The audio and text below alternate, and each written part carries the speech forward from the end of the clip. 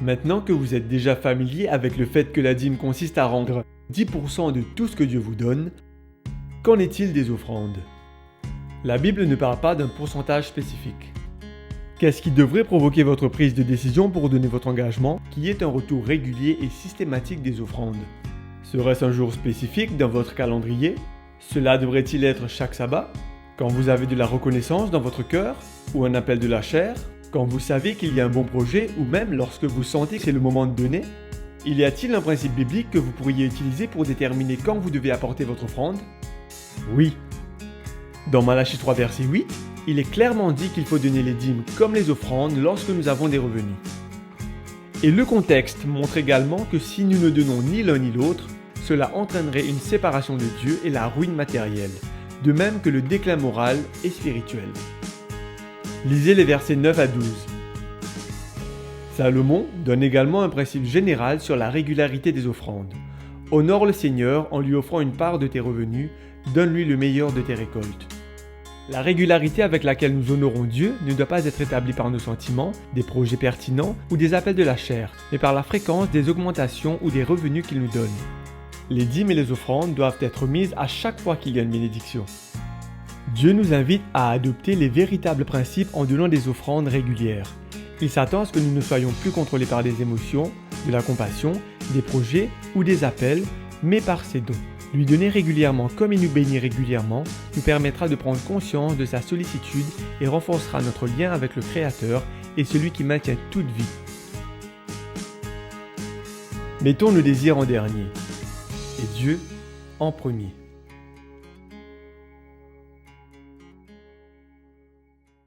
Contrairement à ce que dit la société, la femme est un joyau précieux pour Dieu, car quel que soit le statut de l'homme dans la société, une femme est à la base de sa vie.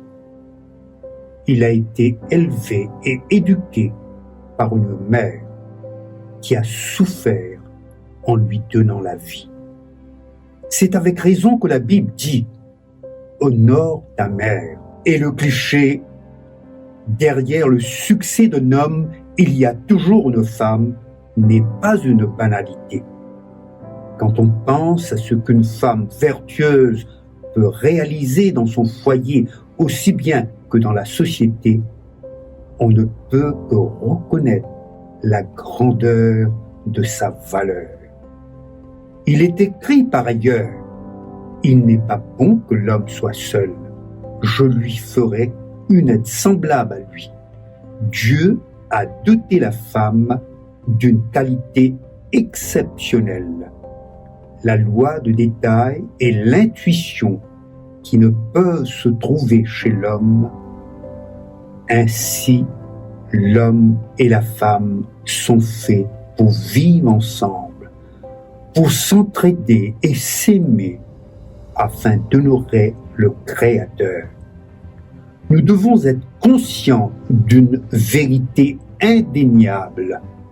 Chaque famille construit la société, le pays et le monde. Bonjour et bon sabbat. La journée de l'emphase est un rendez-vous qui a une très grande importance pour le ministère de la femme.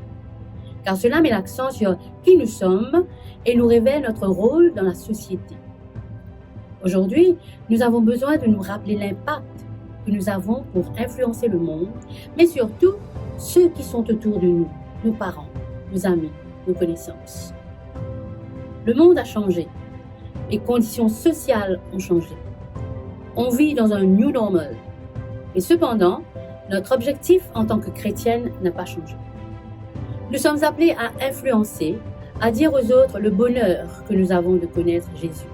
Il est possible de trouver la paix, la joie, le bonheur en nous. Mes amis, alors que nous marchons avec Jésus vers l'éternité, fixons nos regards vers le ciel et rappelons-nous qu'il est encore possible de trouver la joie, le bonheur, la paix en Jésus, dans un monde de tristesse, dans un monde sans dessus-dessous.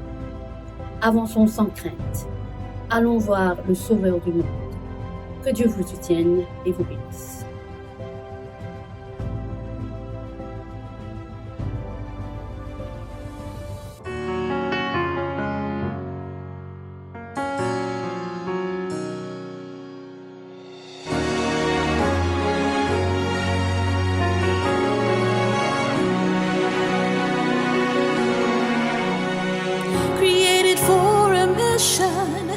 I was brought to this world to preach to every kindred of His mercy and love.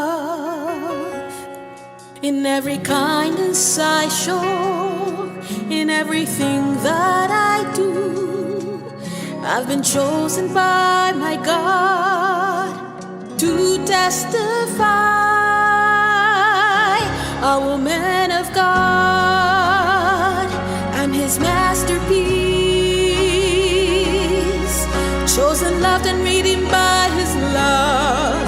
A new life I was given to serve. I accept your call. Here I am, my Lord. Wherever I go, I will tell, and forever will I shout and sing. Lord, I will go.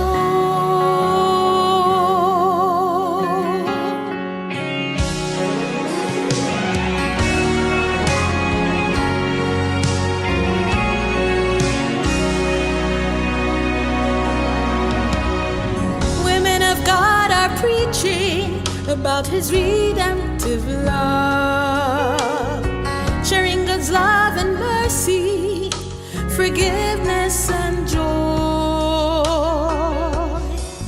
I will not be afraid. God is walking by my side. I will go forward with His power. The ending is near. Our man of God, His masterpiece, chosen, loved, and redeemed by His love. A new life I was given to serve. I accept your call. Here I am, my Lord. Wherever I go, I will tell, and forever will I shout and sing. Lord, I will go.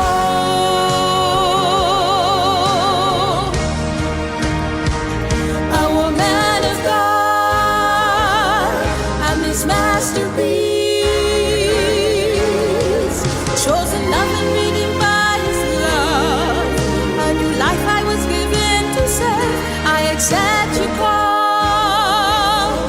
Here I am, my Lord. Wherever I go, I will tell. Chosen, loved, and redeemed by His love. And forever will I shout and sing.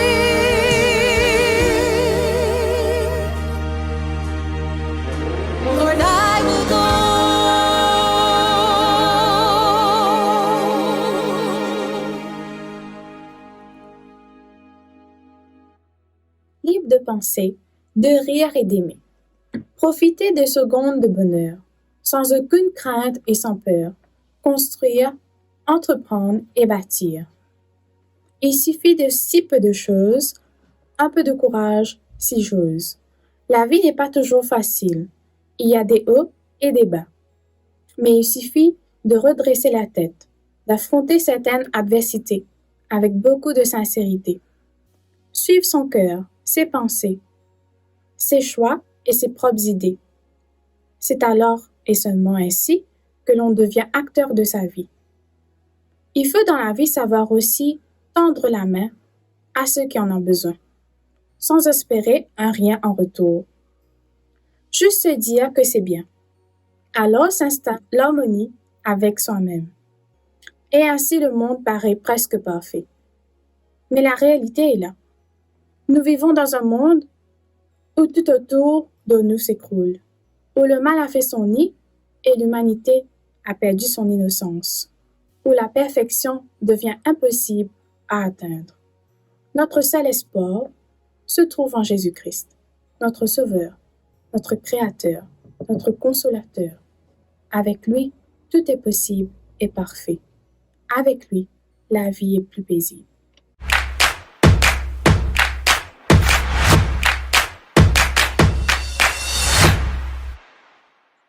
Mon âme bénit l'Éternel, que tout ce qui est en moi bénisse son Saint-Nom. Alors, c'est avec un immense plaisir que ce matin, nous adorons le Seigneur à travers le chant et aussi à travers la prière. There is none like you. No one else can touch my heart like you do. And I can search for all eternity, Lord, and find there is none like you. There is none like you. No one else can touch my heart like you do. And I can search for all eternity, Lord, and find there is none like you. Your mercy flows like a river wide, and healing comes from your hand. Suffering children are safe in your arms. There is none like you. There is none like you. No one else can touch my heart like you do. And I can search for all eternity, Lord, and find there is none like you.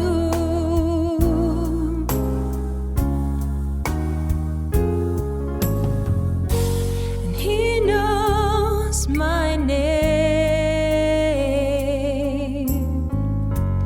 He knows my every thought. He sees each tear that falls, and He hears me when I call. He knows my name. He knows my every thought. He sees each tear that falls, and He hears me when I call. He hears me when I call.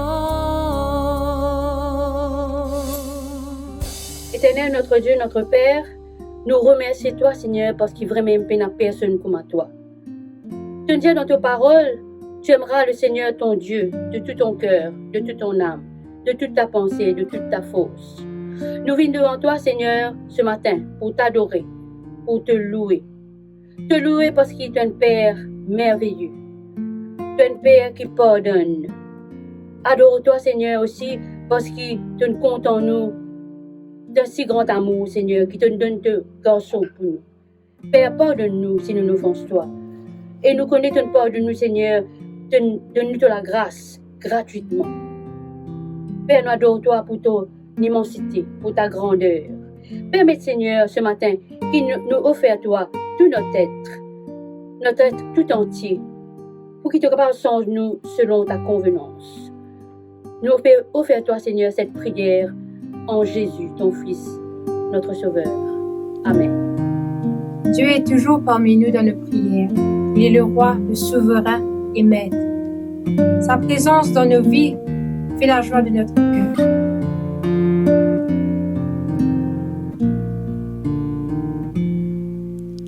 Tu es Dieu au milieu de nos prières, roi des cieux, souverain, sauveur et maître, ta présence dans nos choix de notre cœur, par le don de ton esprit, viens régner en nous, Seigneur. Tu es là dans le cœur de ton Église, au-delà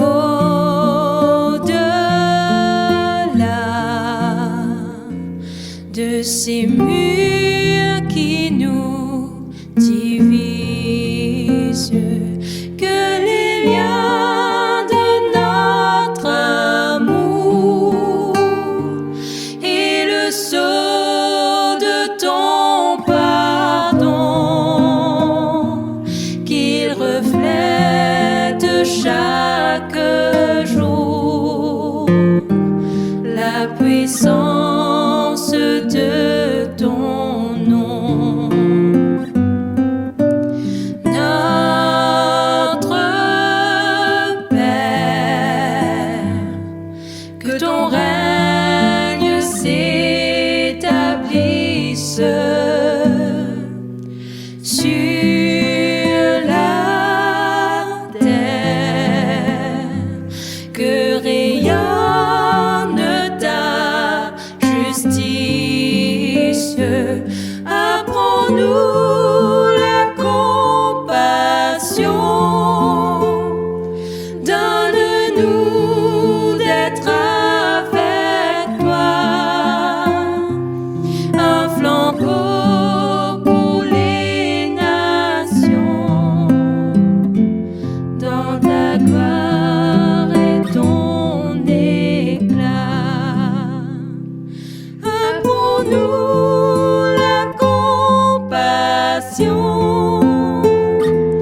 donne-nous d'être avec toi, un flambeau pour les nations, dans ta gloire et ton éclat,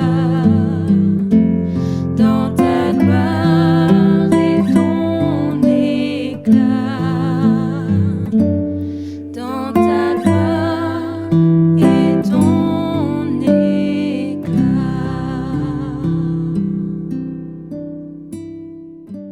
Bonjour, je me présente, moi, je m'appelle Joannette. Aujourd'hui, mon vie passe un message, me raconte mon témoignage qui va me faire avec bon Dieu.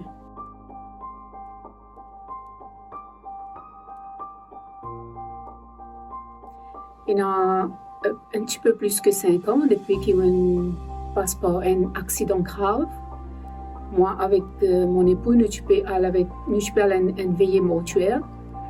Quand soudain, l'auto, nous pas remarqué de loin, mais qui est arrivé, venait traverser et tape avec nous tous les deux, et nous tombés, tous les deux. Moi, sans connaissance, je n'ai pas pu comprendre qui est arrivé. Quand on gagne connaissance, mon rodli derrière moi, je pensais, mais non, il tombe derrière moi, je ne peux pas me trouver du tout. Finalement, il a mené nous à l'hôpital, etc.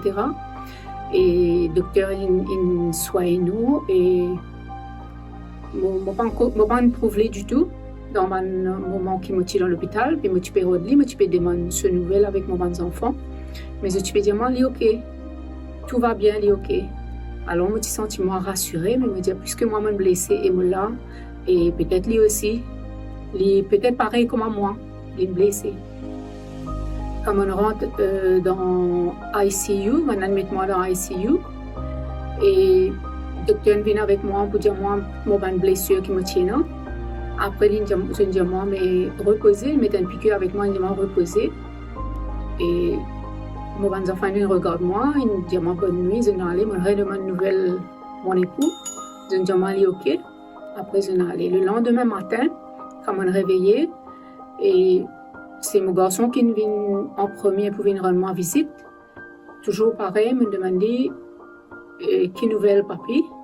Il n'est pas capable de répondre moi, parce que je me suis trouvée bien émotionnée. à ce moment précis, c'est là qu'il m'a senti qu'il y a une affaire. C'est là qu'il m'a dit comme ça, est-ce que ton papa est décédé?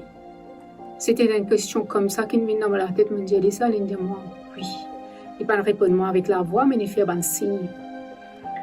Alors, c'est à ce moment-là, comme si qu'il m'a senti, moi, vraiment, vraiment, vraiment bien besoin de bon Dieu à ce moment-là. Ce qui me rappelle, je attrape mon matelas avec deux mains, je pèse très fort, je crie, bon Dieu, donne-moi courage.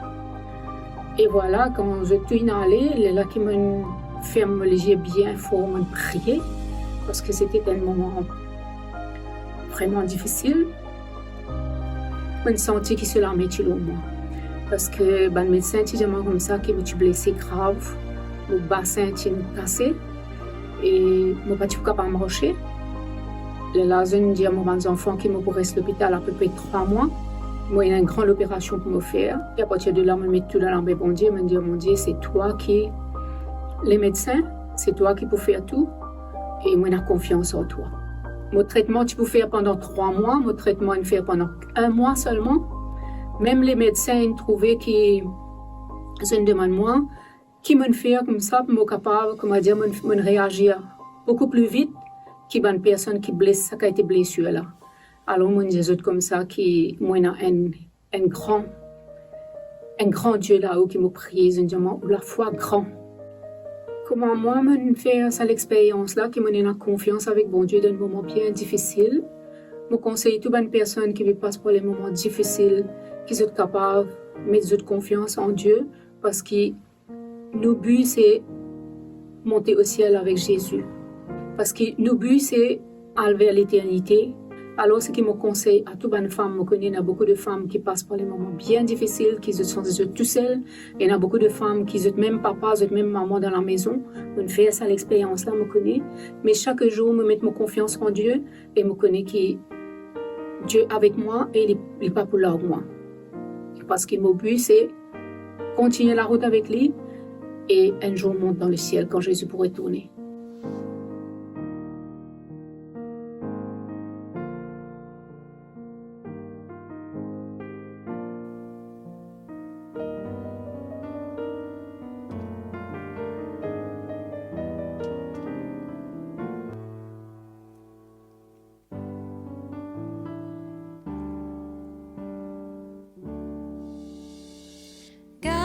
Make a way where there seems to be no way. He works in ways we cannot see. He will make a way for me. He will be my guide. Hold me closely to his side. With love and strength for each new day. He will make a way. He will make a way. God will make a way where there seems to be no way. He works in ways we cannot see. He will make a way for me. He will be my guide, hold me closely to his side. With love and strength for each new day, he will make a way. He will make a way.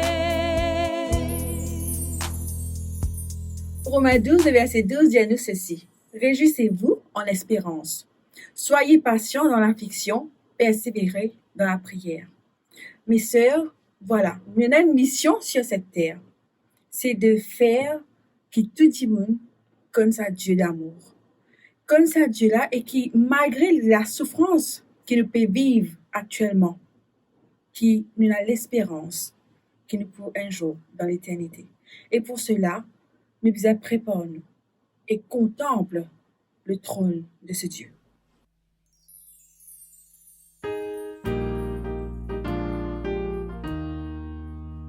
Contemplez mon Dieu sur son trône.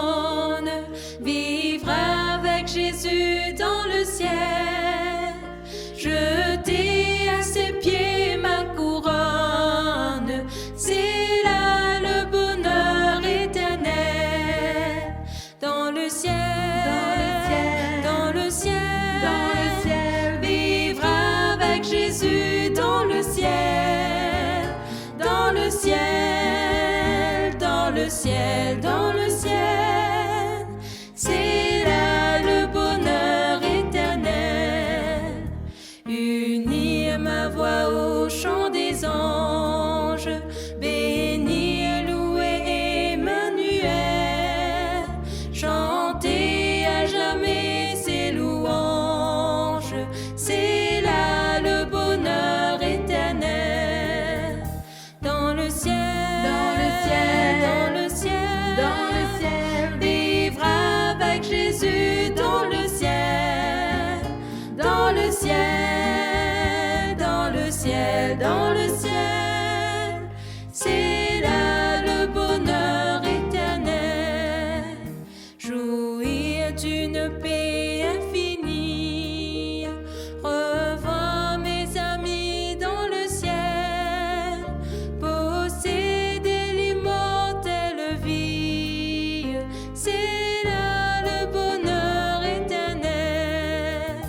Dans le ciel, dans le ciel, vivre avec Jésus dans le ciel, dans le ciel, dans le ciel, dans le ciel. C'est là le bonheur éternel. Retrouver les saints dans la gloire, près du trône de l'Éternel, célébrer la même victoire. C'est là le bonheur éternel. Dans le ciel, vivre avec Jésus dans le ciel, dans le ciel, dans le ciel, dans le ciel. C'est là le bonheur éternel.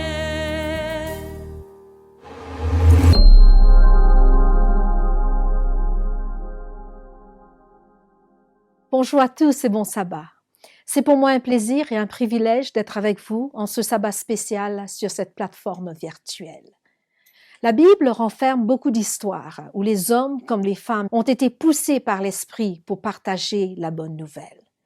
Comme ce sabbat est réservé pour les femmes et leur ministère, nous allons nous pencher sur l'histoire d'une femme, et ce n'est autre que la femme samaritaine, une femme dont le nom n'est même pas mentionné. Nous allons ensemble la découvrir et constater que chacun de nous, hommes, femmes et enfants, peut faire ce qu'elle a fait quand il s'agit de l'évangélisation. C'est une histoire familière et nous ne lirons qu'une partie du passage du livre de Jean au chapitre 4. Nous lirons les versets 28 au verset 30 et ensuite les versets 39 à 42. Alors la femme ayant laissé sa cruche s'en alla dans la ville et dit aux gens: Venez voir un homme qui m'a dit tout ce que j'ai fait. Ne serait-ce point le Christ? Ils sortirent de la ville et ils vinrent vers lui. Plusieurs Samaritains de cette ville crurent en Jésus-Christ à cause de cette déclaration formelle de la femme. Il m'a dit tout ce que j'ai fait.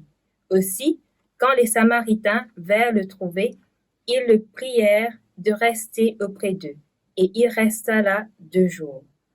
Un beaucoup plus grand nombre crurent à cause de sa parole. Et il disait à la femme: Ce n'est plus à cause de ce que tu as dit que nous croyons, car nous l'avons entendu nous-mêmes, et nous savons qu'il est vraiment le Sauveur du monde.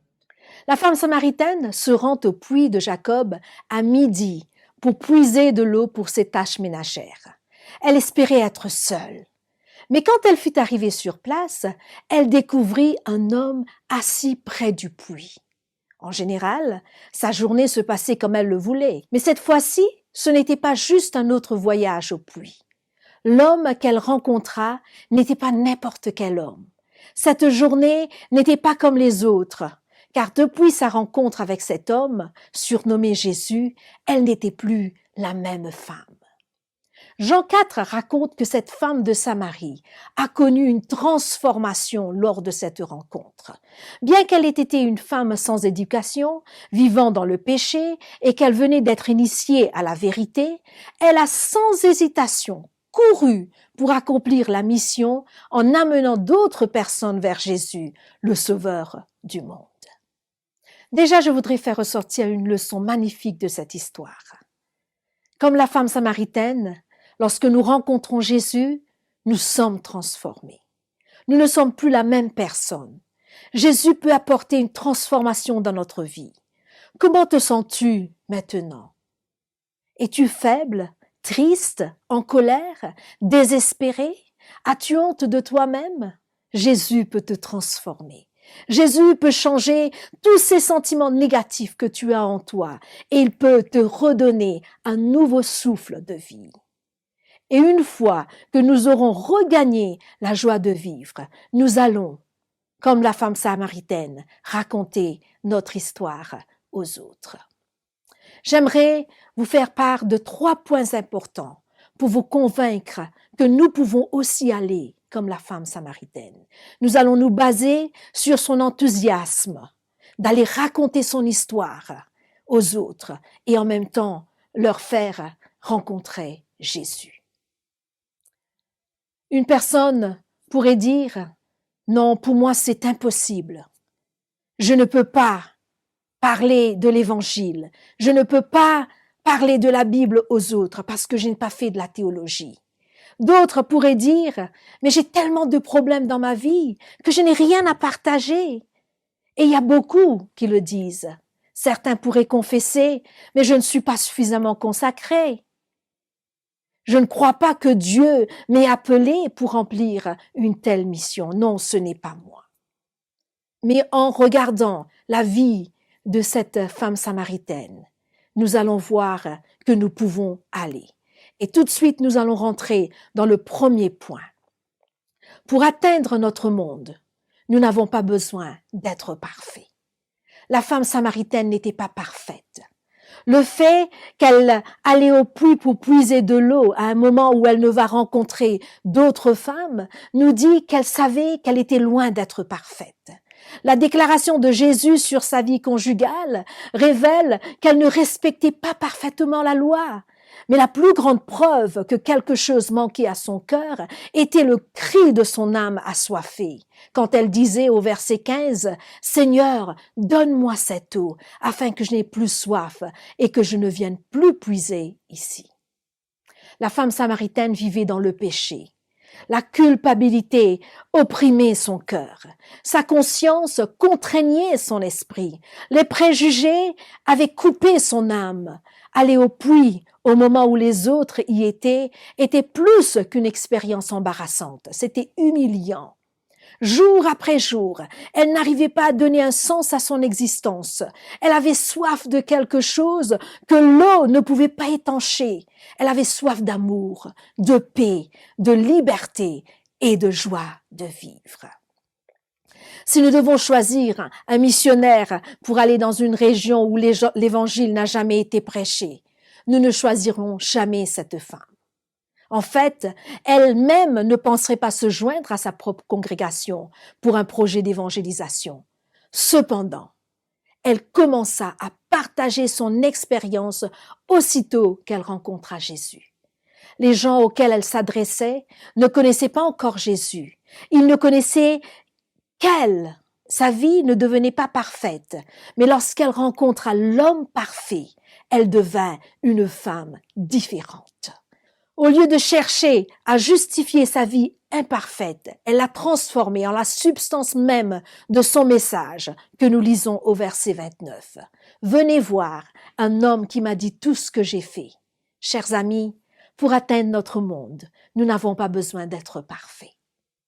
Deuxième leçon.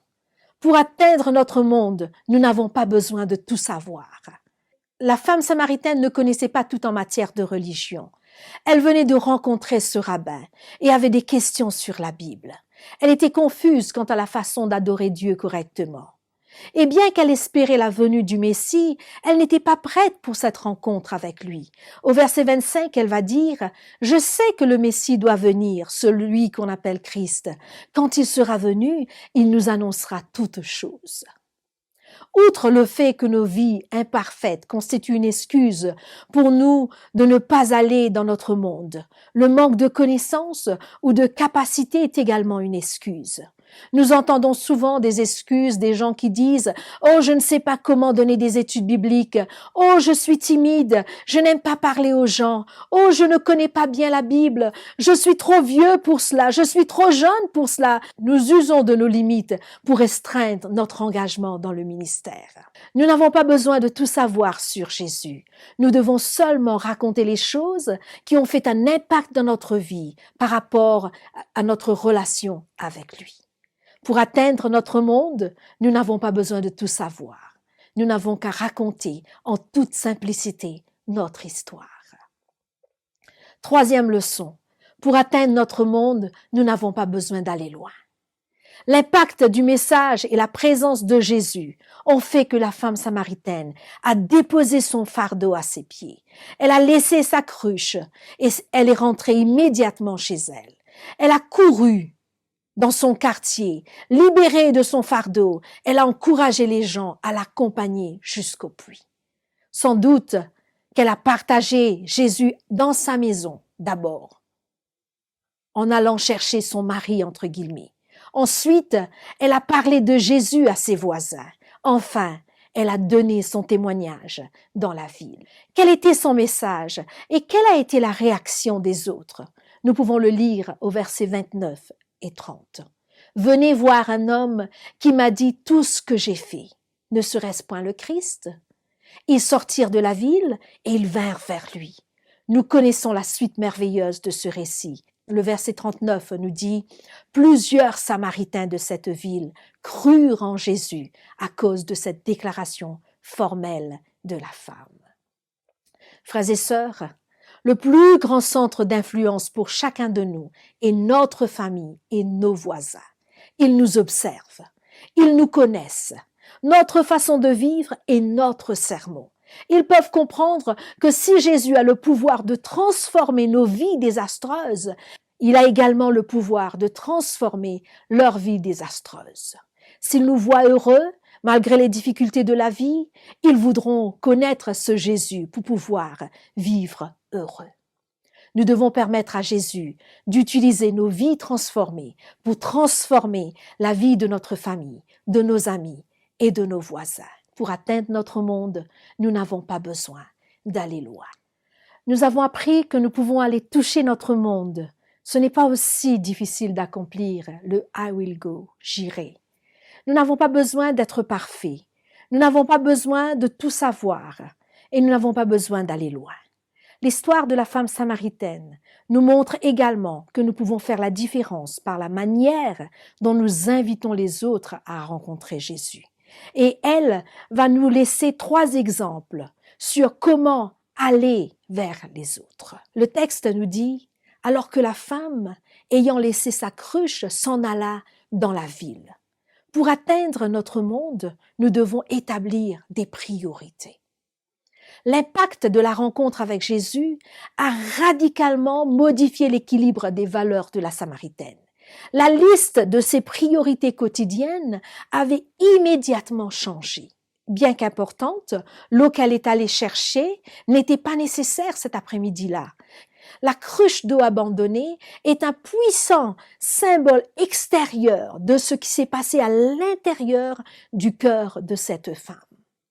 La femme adopta la liste des priorités de Jésus, que nous pouvons lire au verset 34. Jésus disait « Ma nourriture est de faire la volonté de celui qui m'a envoyé et d'accomplir son œuvre. » Il avait refusé la nourriture qu'avaient amenée les disciples, car il avait une tâche plus importante à réaliser avant le repas. Pour Jésus, la moisson des cœurs était plus importante que de manger et de boire. Pour la femme samaritaine, le salut des âmes était plus important que de puiser de l'eau. Chers amis, si le ministère est plus important que tout autre domaine de votre vie, le ministère fera partie de tous les autres domaines de votre vie. Pour atteindre notre monde, nous devons établir des priorités. Deuxième exemple simple sur comment atteindre, comment aller, c'est le partage de notre témoignage. La femme n'a pas fait de sermon.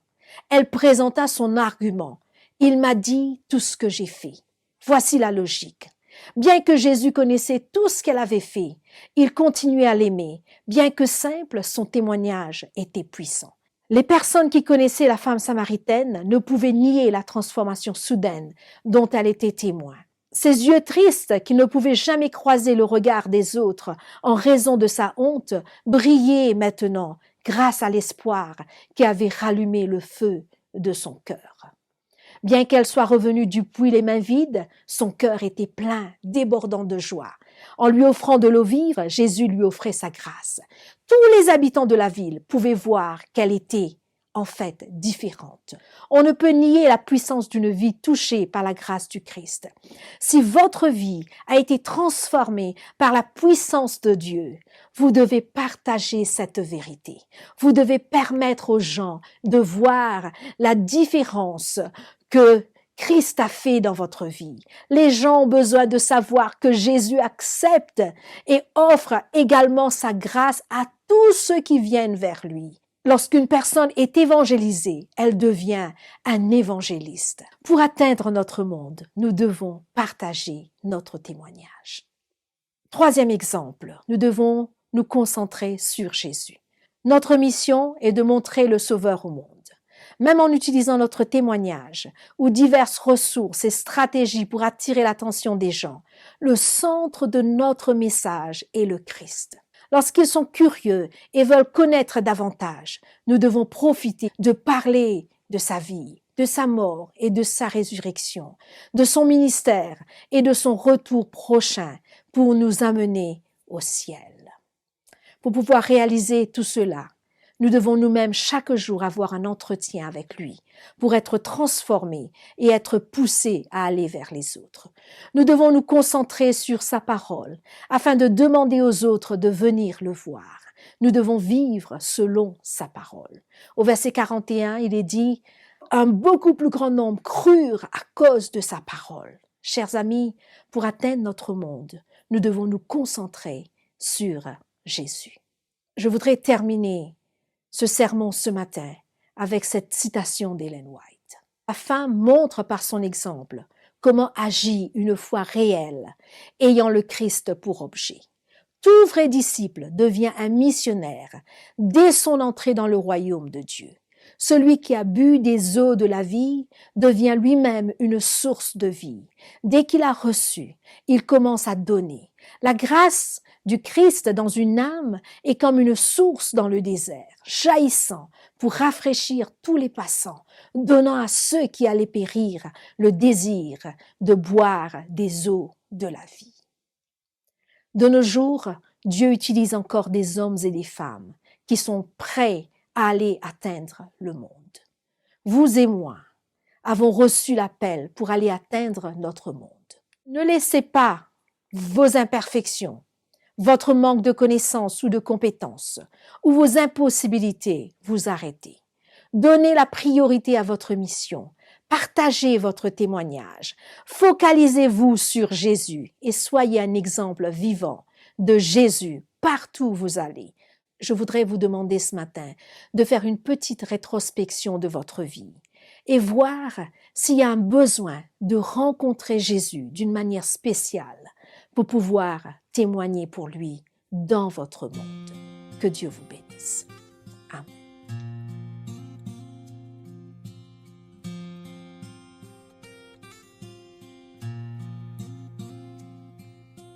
When the valley is deep, when the mountain is steep, when the body is weary, when we stumble and fall, when the choices are hard, when we're battered and scarred, when we've spent our resources,